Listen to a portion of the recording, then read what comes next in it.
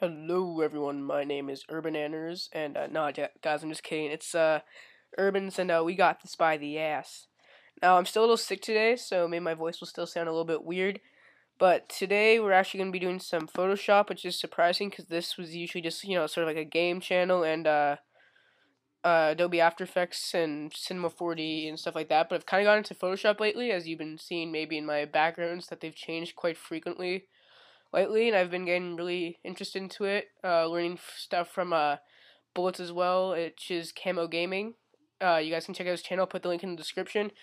And today I actually have a tutorial for you guys, and what it's going to be doing is making these awesome sort of wire-like things that sort of like Stratz does, but I've kind of done my own things with it and put cool textures in with it. And I'll show you where to get these textures. Actually, I'll show you right now. Let's see if I can find it. Yeah, here. So you want to go to DeviantArt. I actually might put this link in the description for this specific, for these specific textures. And just sort of like metal textures, as you see here. And all you have to do is download them by clicking this here, and then it'll like instantly put them in your patterns. And if it doesn't, then I'm sorry, I don't know why, but it did for me. So anyways, let's get started. So what we're going to do is we just want to create a new project. Okay, we'll do that. So if you didn't see that, then you can just pause the video and copy those. Sorry if I didn't stop it there. But what we're going to want to do is we want to come over to the pen tool, and we're just going to start wanting to sort of draw a shape. And when you draw a shape, if you want to make a curve, then you just hold down. Actually, I might re-show that again. You just want to make a click, and as you're holding down, you just want to drag down or up. If you drag down, then it'll make the curve going up. And if you drag up, then it'll obviously make the curve going down. And we're just going to do that for a little bit of a line. So now that we have our line, it's a little off-center, but that's okay. What you're going to want to do is you have to have this pen tool selected for this, but you're going to want to right-click on it, hit stroke path, and what you want to do is it's going to take the brush or whatever, but I'm just going to use the brush. And with the brush, you're going to make sure you want to have your brush settings the way that you want, otherwise it's not going to look the right way. So like, since my brush settings right now, it's at 21 and the hardness is full, opacity is full and flow is full. If the flow is not full or the opacity is not full, it's not going to look very dark. It's just going to kind of look half. It's going to look pretty, what's the word? I guess I'll say half-ass in it. So you're going to want to make that pretty, like, you're going to want to make, how do I want to say this? Okay, you just want to have, like, make the colors look full and, like, there's no white spots or, any transparency in it. You're just going to want to make it like dark and fluent just so it actually looks pretty good. So now what we want to do is we want to right click on it with the pen tool selected, hit stroke path. Yeah, we're going to want to use the brush, and you can, and whatever color you select there is what the brush color is going to use. So I'm going to just use black for this because it doesn't really matter, so I'm going to put a texture over it, so hit OK. And I see you have this dark black line. Like I said before, if you had the opacity or the flow set lower, then it's not going to be as like thick or as full as this is. But you see you have this line in the middle, and that's just from your mask, which is okay, but I kind of want to get rid of that.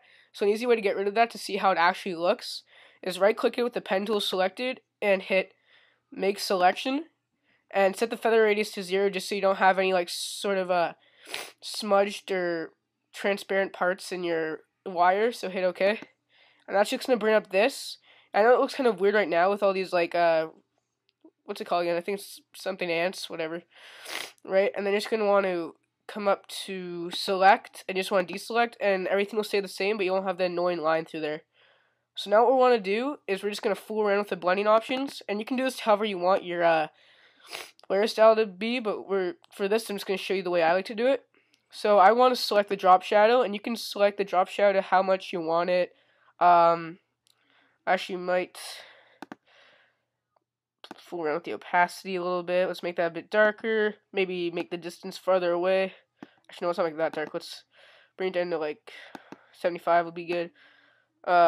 Maybe make it that far away. I think that looks pretty cool. And you can fool around with the spread, which just shows you the distribution of area that you're going to cover. I'm going to keep that 0, and the size is just how far the pixels get spread, I guess. And I'm going to keep that at let's fool around with that. Yeah, I like it at 6 or 7, just so it's not like a full line. Like, see if you have 0, it's just kind of like doesn't fade out or anything. It's just like a thick full line, which we wanted for the actual stroke, but not for this. So I'm gonna put that to like 6 or 7. Because now you see it has a little fade to it. It looks nice. Just bump that up to 7. I think I like that a lot. So now what we want to do is come up to bevel and emboss, and this is where you can have some fun with it, guys. As you can see, when you click on it, it already changes it and gives it a nice kind of 3D glossy look to it. But I'm gonna change these around a bit. You can copy these down if you want, but I suggest fooling around with it so you can get your own unique style. But I like putting the depth up to 100, and that just gives it a more squared off look and gives it more like lighting and gloss to it. And I'm gonna actually what should we do? Let's bring the opacity up to 100.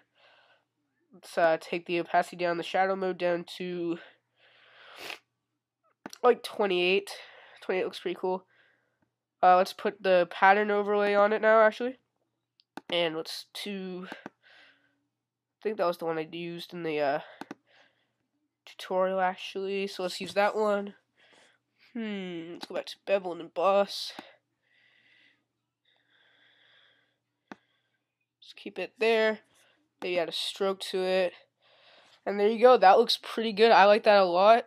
You can use this for backgrounds, desktop backgrounds, like Chris likes to do, and stuff like that. And actually, wait, let's hit OK here just so I can show you guys. Zoom in a little bit. And that's it, guys. Yeah, so see you guys next time.